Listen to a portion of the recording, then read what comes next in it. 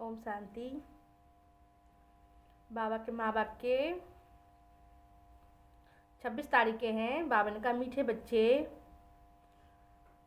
अपने करैक्टर सुधारने के लिए याद की यात्रा में रहना है। बाप की याद ही तुम्हें सदा सौभाग्यशाली बनाएगी। प्रश्न है, अवस्था की परख किस समय होती है? अच्छी अवस्था किसकी कहेंगे?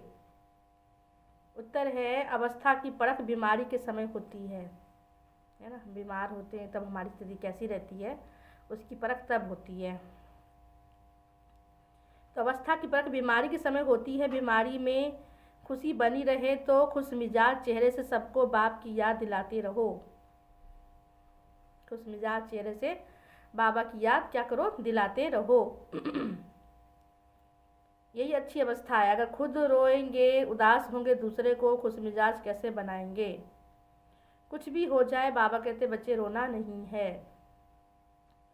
ओम शांति। 2 अक्षर गाए जाते हैं, दुर्भाग्यशाली और सौभाग्यशाली, है ना। दुनिया में कहते हैं तो दुर्भाग्य का और सौभाग्य 2 चीज़ कहते हैं ना। तो बाबा ने कहा दुर्भाग्य कहा जाता है, स्त्री का पति चला जाता है तो कहते दुर्भाग्य, अकेली हो जाती है। अभी तुम जानते हो हम सदा सौभाग्यशाली बनते हैं। माँ दुख की कोई बात नहीं होती है। सतयुग में दुख की कोई बात नहीं होती है। सौभाग्यशाली बनते हो, वहाँ दुख की कोई बात नहीं। मृत्यु का नाम नहीं होता है, विधवा नाम ही नहीं होता है। विधवा को दुख होता है, रोती रहती हैं। बल साधु संत हैं, ऐसा नहीं कि उन्हें कोई दुख नहीं होता है। कोई पागल बन पड़ते हैं, बीमारी रोगी भी हो पड़ते हैं। ये है ही, बाबा कहते कैसी दुनिया, रोगी दुनिया। सतयुग में है निरोगी दुनिया। तुम बच्चे जानते हो हम भारत को फिर से श्रीमत पर निरोगी बनाते हैं। इस समय मनुष्य के कैरेक्टर भी बहुत ही खराब हो गए हैं। अब कैरेक्टर सुधारने की भी जो जरूर डिपार्टमेंट होगी। स्कूल में भी स्टूडेंट को रजिस्टर रखा जाता है, उनके कैरेक्टर्स का पता लगता है। तभी आजकल स्कूलों में भी कैरेक्टर सर्टिफिकेट मिलता है, तो पता चलता है। इसलिए बाबा रजिस्टर रखवाया था। हर एक, बाबा कहते हैं हर एक अपना रजिस्टर रखें खुद कि क्या भूल करते हैं। हम कोई भूल नहीं करते हैं। पहली बात तो बाबा को याद करना है, उनसे तुम्हारी कैरेक्टर सुधरता है, आयु भी बड़ी होती है। एक की याद से, ये तो ज्ञान रतन है। याद को रतन नहीं कहा जाता है, ज्ञान को रतन कहा जाता है, अनमोल खजाना कहा जाता है जो बाबा हम बच्चों को देते हैं। तुम्हारे कैरेक्टर बाबा ही सुधारते हैं। बाबा का जितना तुम याद करते जाओगे, तुम्हारे जीवन में बदलाव आता जाएगा। तो बाबा ने कहा दिखाते हैं ना, 84 जन्मों का चक्र तुम्हारे सिवाय कोई समझा ना सके। इसमें समझाना है विष्णु और ब्रह्मा शंकर के तो कैरेक्टर नहीं कहेंगे। तुम बच्चे जानते हो ब्रह्मा विष्णु का आपस में क्या संबंध है। तब कहते ब्रह्मा के नाभि से विष्णु निकला, विष्णु की नाभि से ब्रह्मा निकला। तो दोनों को आपस में क्या है, कनेक्शन है ना। ब्रह्मा ही विष्णु बनते, विष्णु ही ब्रह्मा बनते हैं, इसीलिए दिखाते हैं कनेक्शन। तो बाबा ने कहा 84 जन्मों में आप ही पूज्य, आप ही पुजारी बनते। प्रजापिता ब्रह्मा तो जरूर यहाँ ही चाहिए ना। साधारण तन चाहिए, बहुत करके बहुत मूझते हैं। ब्रह्मा तो है पतित पावन, बाप का रथ कहते भी हैं। दूर देश का रहने वाला, आया देश पराया। बाबा कहते मैं दूर देश का रहने वाला, इस पराए तन में आया तुम बच्चों के खातिर। तो बाप पतित दुनिया में आया, पतित दुनिया में एक भी पावन नहीं हो सकता। अभी तुम बच्चों को समझाया है 84 जन्म हम कैसे लेते हैं। कोई लेते होंगे ना, जो पहले पहले आते होंगे उनके 84 जन्म होंगे। सतयुग में देवी देवता ही आते हैं, मनुष्यों को जरा भी ख्याल नहीं चलता 84 जन्म कौन लेंगे। समझ की बात है। पुनर्जन्म तो सब मानते हैं, 84 पुनर्जन्म हुए, ये बड़ी युक्ति से समझाना है। 84 जन्म तो सभी नहीं लेंगे ना, एक साथ सब थोड़ी आएंगे और शरीर छोड़ेंगे। भगवानोवाच भी तुम अपने जन्मों के बारे में नहीं जानते।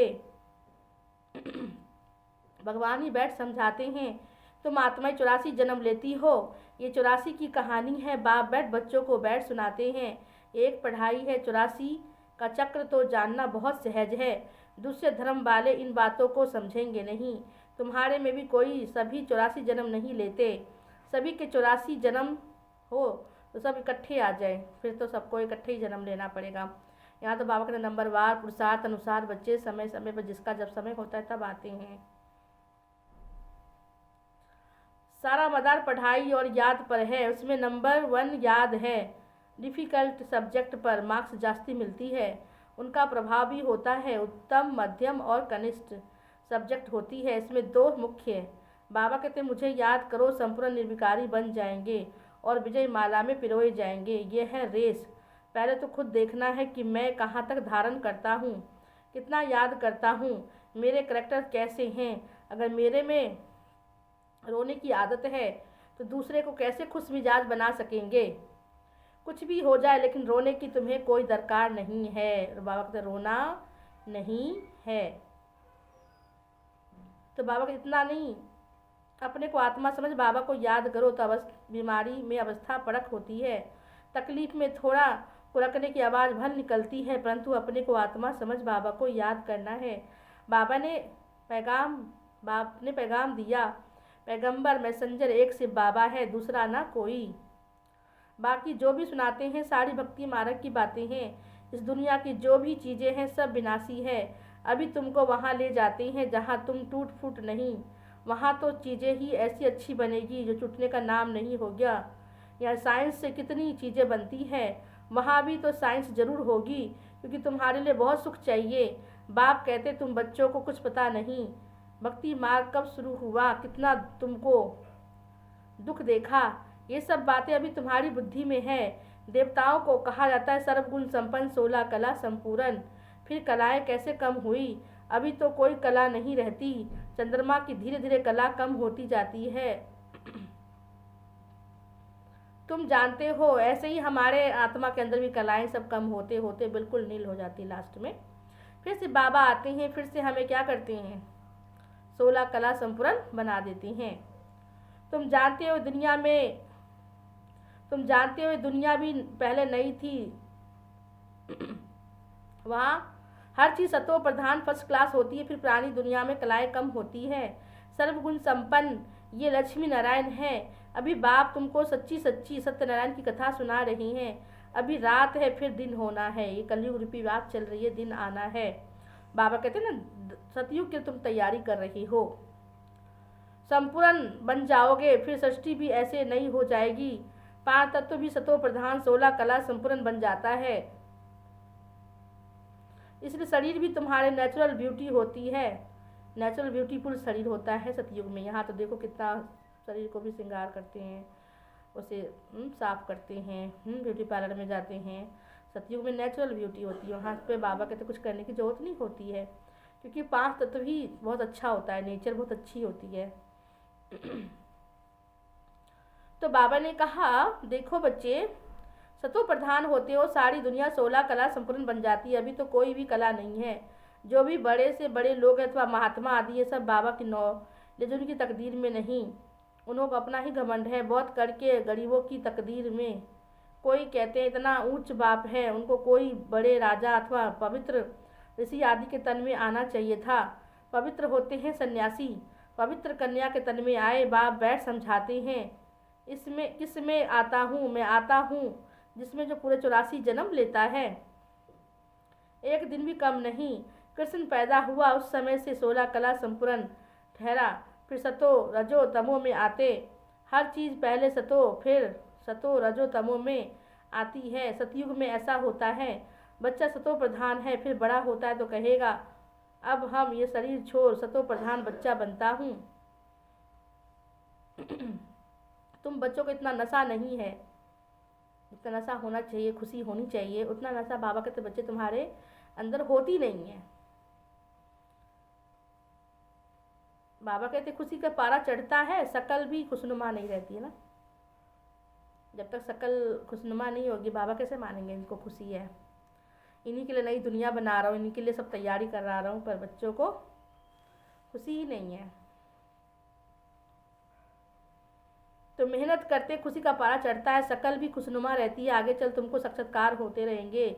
जैसे घर के नज़दीक आकर पहुँचते हैं तो फिर वो घर बार मकान आदि याद आता है। ये भी ऐसे है। पुरुषार्थ करते करते तुम्हारी प्रारब्ध अब नज़दीक होगी।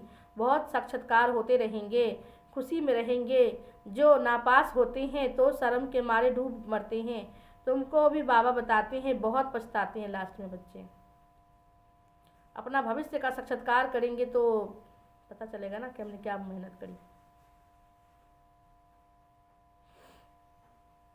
अपने भविष्य का साक्षात्कार करेंगे, हम क्या बनेंगे बाबा दिखलाएंगे। ये कर्म, ये विकर्म आदि किए हैं, पूरा पढ़े नहीं ट्रेटर बने, है ना। जो अभी बात को समझते नहीं है, लास्ट में जब समझ में आएगा तो बहुत पछताएंगे और सोचेंगे क्यों बाबा का मैंने हाथ छोड़ा, क्यों मैंने ऐसा काम किया। विकर्म आदि किए, पूरा पढ़े नहीं ट्रेटर बने, बाबा का नाम खराब किया, इसलिए सज़ा मिलती है। सब साक्षात्कार होगा, बिगड़ साक्षात्कार सज़ा कैसे देंगे। कोर्ट में भी बताते तुमने ये किया, उसकी सज़ा है ये। जब तक कर्मातीत अवस्था हो जाए तब तक कुछ न कुछ निशानी रहेगी। आत्मा पवित्र हो जाती है, फिर शरीर छोड़ना पड़ेगा, यहाँ रह नहीं सकेंगे। वो अवस्था तुमको धारण करनी है। अभी तुम वापस जाए फिर नई दुनिया में आने के लिए तैयारी करते हो। तुम्हारा पुरुषार्थ ही ये है कि हम जल्दी जल्दी जाएं, फिर जल्दी जल्दी आएं। जैसे बच्चों को खेल में दौड़ाते हैं ना, निशान तक जाकर लौट आना होता है। रेस में दिक्कत है ना, वहाँ तक जाओ, वहाँ से लौट के आ जाओ। खेल में दौड़ाते हैं ना, निशान तक जाके लौट आना है। तुमको भी जल्दी जल्दी जाना है, पहले नंबर में नई दुनिया में आना है। तुम्हारे रेस है, स्कूल में रेस कराते हैं ना, तुम्हारा ही प्रवर्ती मार्ग है। तुम्हारे पहले पहले पवित्र ग्रस्त धर्म था, अभी तुम विशेष और वाइसलेस वर्ल्ड बनेगा। इन बातों को तुम सिमरन करते रहते हो, बहुत खुशी रहेगी। हम राज्य लेते हैं फिर गवाते हैं, हीरो हीरोइन कहते हैं। हीरे जैसा जन्म लेकर कौड़ी जैसा जन्म, फिर कौड़ी जैसा जन्म में आते हैं। अभी बाबा कहते तुम कौड़ियों पिछाड़ी टाइम वेस्ट मत करो। कहते हैं हम भी टाइम वेस्ट करते थे तो हमको ये कहा अब तुम मेरा बनकर ये रूहानी धंधा करो। झट सब कुछ छोड़ दिया। पैसे कोई फेंक तो नहीं देंगे ना, पैसे तो काम में आते हैं। पैसे बिना कोई मकान आदि थोड़ी मिल सकता है।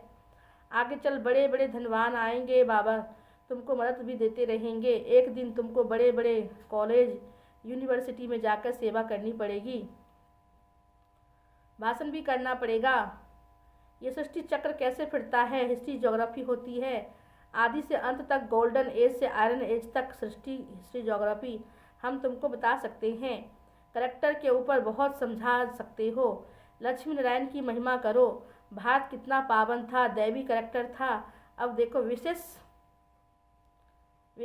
यानी पतित हिस्ट्री ज्योग्राफी सुना सकते हो। वहाँ जाना भी अच्छे को चाहिए। जैसे बाबा कहते हैं अभी तुम समझते हो, जाकर समझाओ। कहानी सुनाते हैं, टॉपिक अच्छे लेकर। अभी तुम्हारे दिल में होती है हम विश्व के मालिक बनेंगे। कितनी खुशी होनी चाहिए। अंदर बैठ जाप जपो, तुमको इस दुनिया में कुछ भासेगा नहीं। यहाँ तुम आते हो विश्व के मालिक बनने। परम पिता परमात्मा के द्वारा विश्व तो इस दुनिया को कहा जाता है। ब्रह्मलोक सूक्ष्म वतन को विश्व नहीं कहेंगे। बाप कहते हैं मैं विश्व का मालिक नहीं बनता, इस विश्व का मालिक तुम बच्चों को बनाता हूँ। कितनी गूढ़ बातें हैं। तुमको विश्व का मालिक बनाता हूँ, फिर तुम माया के दास बन जाते हो। यहाँ सब सामने योग में बैठाते हो तो भी याद दिलानी है। आत्माभिमानी होकर बैठो, बाबा को याद करो। 5 मिनट बाद फिर बोलो तुम्हारे योग के प्रोग्राम चलते हैं। बहुतों की बुद्धि बाहर चली जाती है, इसलिए 5-10 मिनट बाद सावधान करते रहना चाहिए।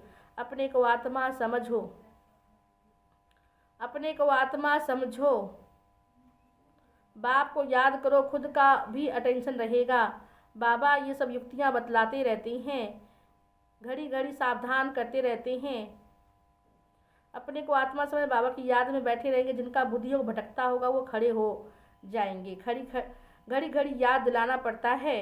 बाबा की याद से तुम उस पार चले जाओगे, इस पार से उस पार चले जाओगे। गाते भी है नैया मेरी पार लगाओ हे कि भैया।